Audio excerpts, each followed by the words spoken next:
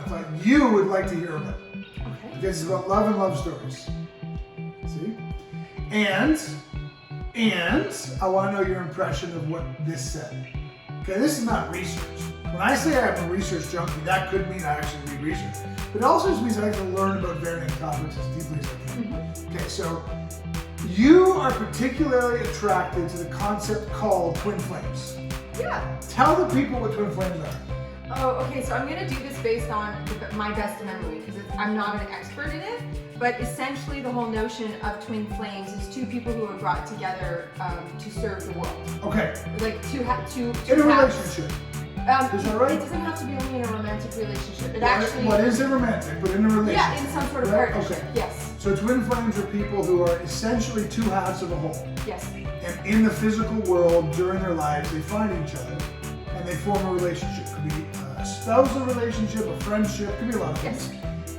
Could it be mother-daughter?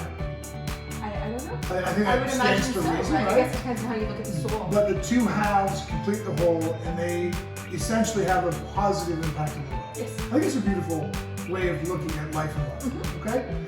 How does that differ from soulmates? So if I'm not mistaken, because I'm not an expert, but if I'm not mistaken, the difference is that we actually can have many soulmates. Okay. And soulmates is an energy. It's an energy. It's that ease, that connection with someone that you know just is there and is present, but it doesn't necessarily have that change the world, impact, do something of deep purpose. It's power. My whole rationale for bringing this up might have just crashed and burned because maybe you're not going to learn anything from what this article said, but I thought it was fascinating. Based on what you just said, like, oh, she already knows. Interestingly, wait, you also said something just now. What was it? Everybody hold your breath. No one talk. I can't hold my breath. You're talking.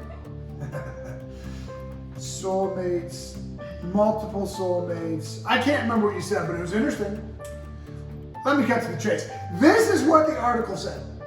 That in reality, there's only one twin flame. Mm-hmm. You only have one twin flame, which completes the illustration. I'm a half, you're a half, you complete a whole. Yes. Right? So you have one twin flame. Right. But throughout your life, you could actually have multiple soulmates.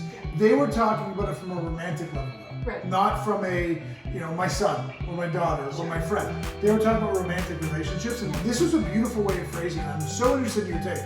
They said that every soul, you could have multiple soulmates in your life, but the soulmate you have at the time is conditional to the ascension or growth or work you've done. Mm-hmm. So it is essentially the mirror of what you're receiving. It's the mirror of what you're able to receive in the moment. It doesn't make the person good, bad. It doesn't make the person lesser than the twin flame. Yeah. It's more of a reflection of where you are. Mm-hmm. Yes. I thought this was going to be an awesome because Carrie Campbell loves this stuff. I can talk about Meanwhile, she's like, yep. Of course, because I heard that 15 years ago. No. But I think there's so yes, I did know all that. But I think that, so let me put this into the context of that. I think what could be super powerful for people who may be going through hardships and breakups. Yep. Because I think oftentimes people can find themselves at the end of a relationship, and people are devastated, like they lost their soulmate, right? And I think what we don't realize is that in that moment, it's really hard to see that there's a potential of finding someone else, right? But if I were to track back my life, I can tell you without question that my matches along the way, those who I would consider a soul-based connection, have all met the level of growth that I've been at, and the relationship or the whatever has actually shifted out of becoming a priority as I leveled up. So it's almost as if my soulmates changed as I ascended. To me, it was just a really interesting concept because it caused me to look back over my romantic relationships in the past and reframe and reflect differently. Like I have no animosity or cynicism towards any of my exes, which would be very common. A lot of people do. I don't carry that though. But it did make me look more critically at who I was during those relationships versus the story I was telling of who they were.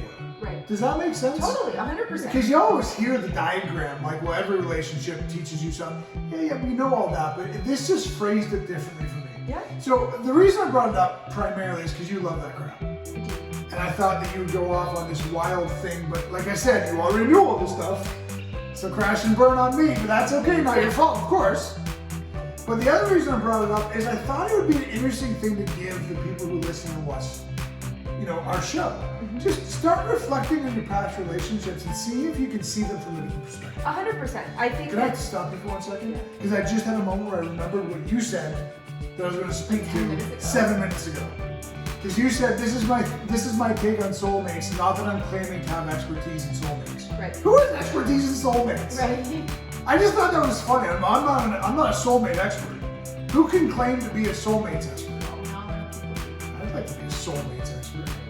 I do think, however, it's interesting because we are obviously February 1st.